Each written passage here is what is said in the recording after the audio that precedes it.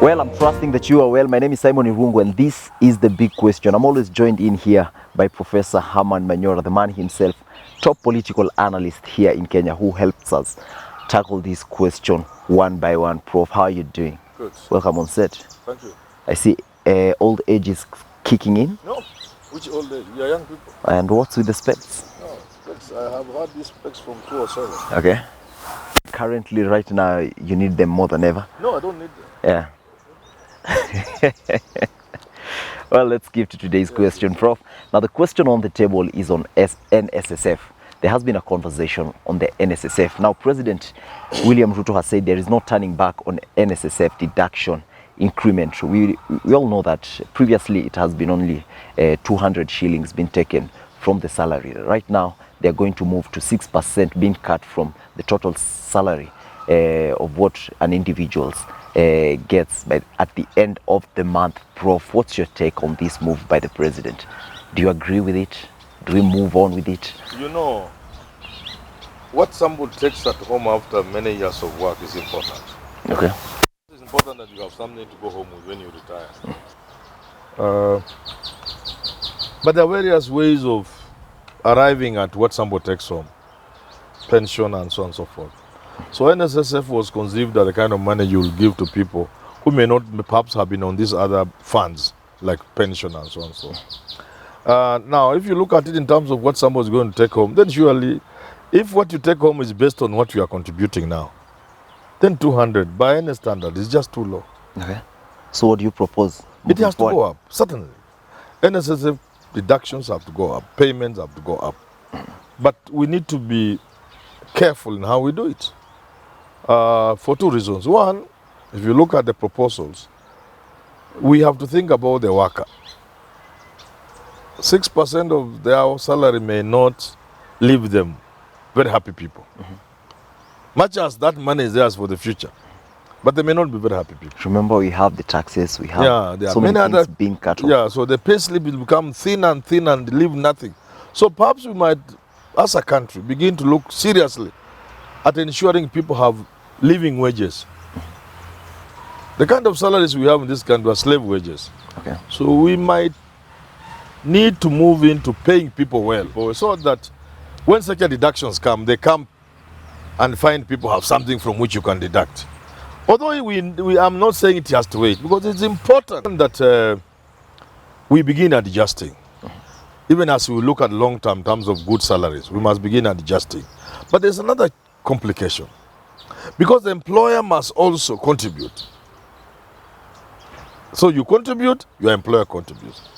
Employers are not always welcoming when it comes to them digging into their pocket. So as an investment destination, we must also be careful, because investors are looking for places where there is least disturbance. You know, they are going to countries where labor is cheap, with little restrictions in terms of deductions, in terms of labor, industrial action. So we have to balance these things. It's very, very important. Yeah. But the bottom line is, the undeniable fact is that 200 is too little. Okay.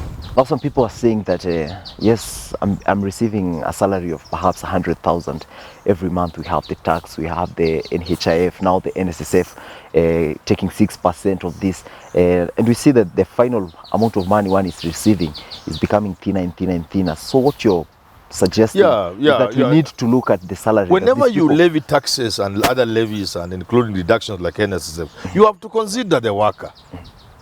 But more important, it must not be seen to be punitive.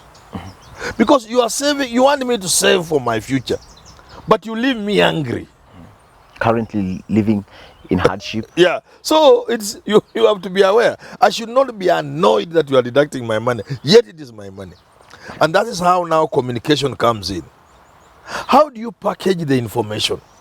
How do you introduce the new changes?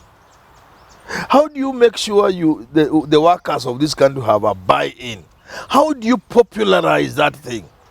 And there are suggestions, and some of us are willing to help them. For example, you step up voluntary I pay 200, but I also volunteer 5,000 every month. So if there are a million people like me who are volunteering, you begin to make NSSF more attractive. You see? Okay. First of all, you make the people who pay voluntarily, like me, get to like a million people or 500,000. So what goes around, what does that do? It sends the signal that this is a good thing. Then you move to this voluntary, the top up. On top of the 200 that is deducted from your salary like me, you top up 1,000. My case is 5,000, somebody else 10,000, another one 20,000, another one 1,000, another one 200 extra, 500. So what goes round that then this is a good thing. That's able to send the signal. The second thing you do what NHIF has done, which is you recruit members who are not necessarily employees. Because now you don't need to be an employee to contribute to NHIF. It's picking up and it's become very popular. So NSSF should go in that direction of making people who are not employed. What does that do? The element of being forced is now going away. It's not there. Because if he's somebody who is not employed, there's no salary from which to be deducted, 6%. Yet he's paying 500 shillings voluntary, 1,000. He's not an employee. So that removes the image of NSSF as a punitive contribution.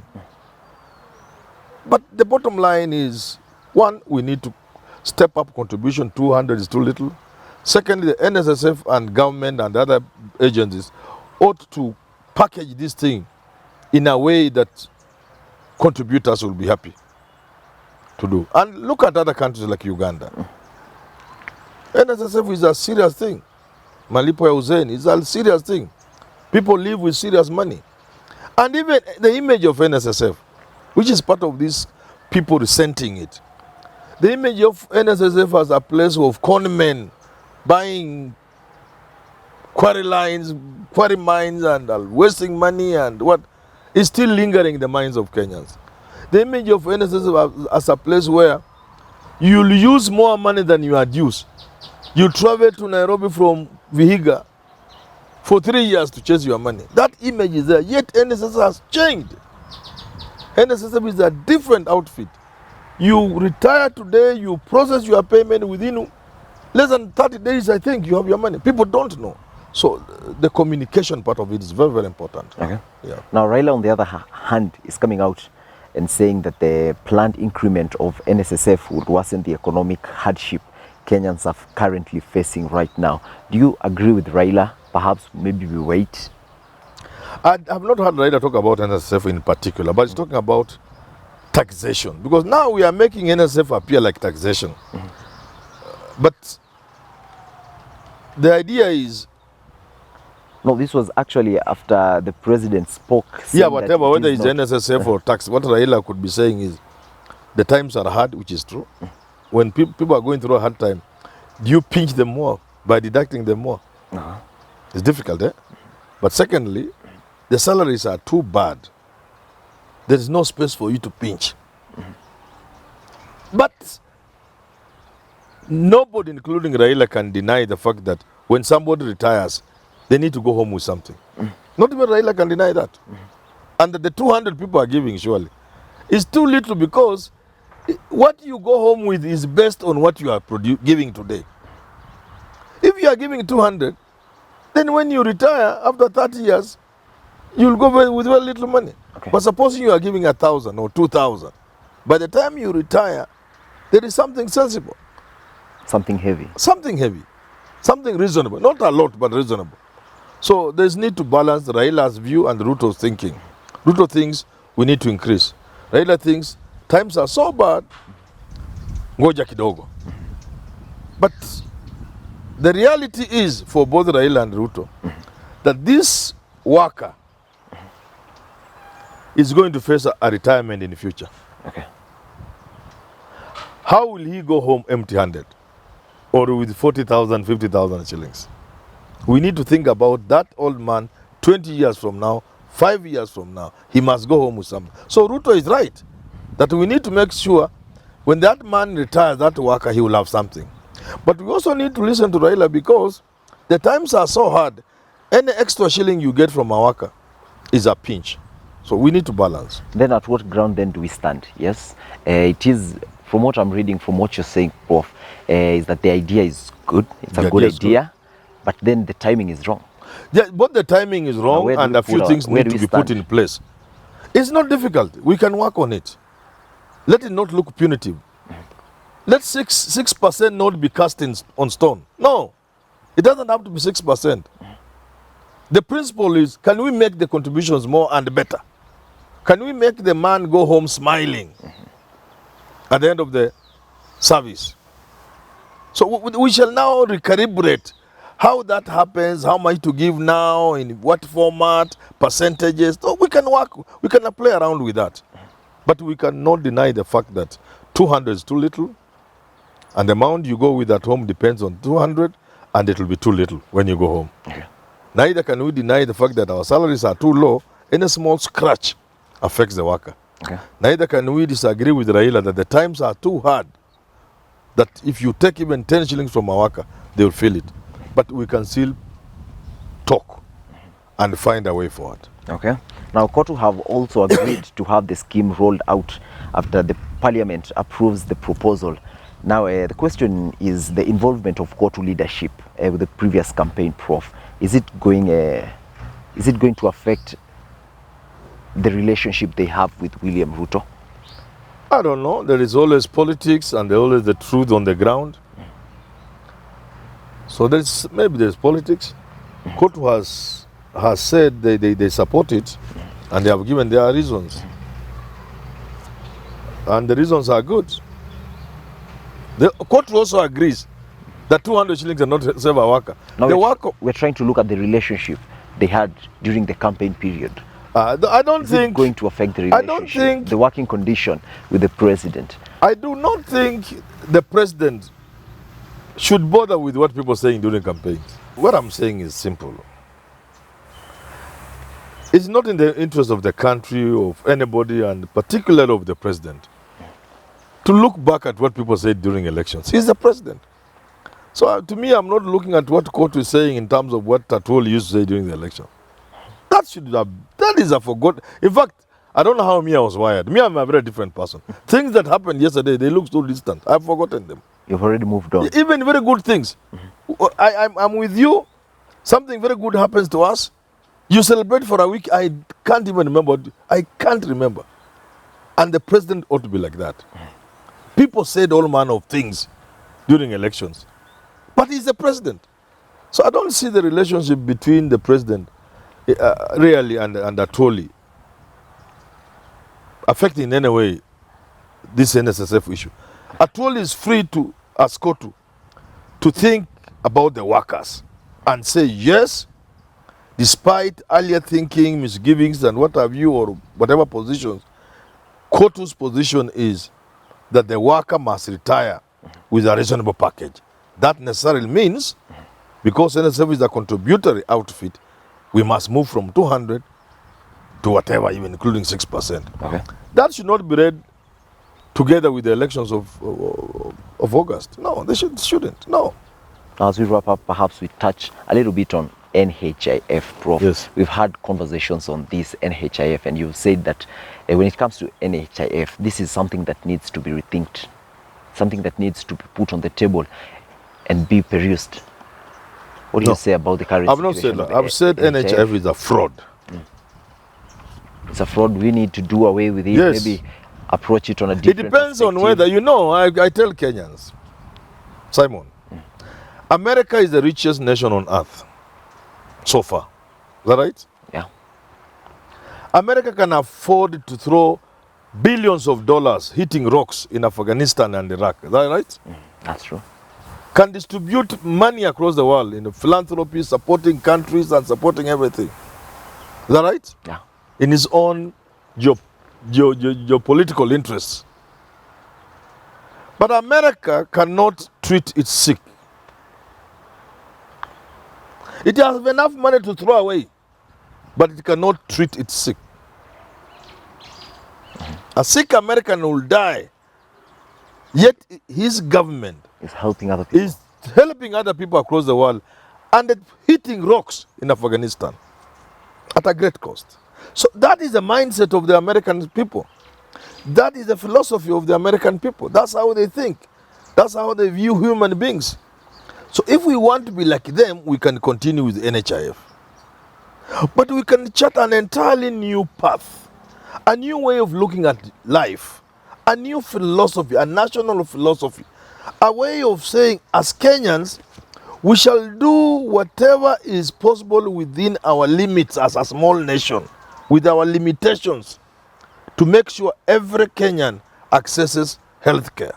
So if that is the outlook, if that is the philosophy we have, we value human life, then we cannot have NHIF. Because NHIF is business for people to make money, not about Kenyans being served. So if we want to serve Kenyans, we revamp all the public hospitals. Okay. Equip our hospitals, build more hospitals. Even the ones we have are enough. Make sure they are well facilitated in terms of infrastructure, equipment and everything. Treat our health workers, doctors, nurses, clinical officers, all these technicians, treat them like human beings. Take care of their welfare. And let every Kenyan work in hospital. All you need is proof that you are a Kenyan. An ID. Yes, you are a Kenyan. That number, whatever number was it called? There was a number. Yeah. Just your thumb. My name is Manyora. Work. Free treatment.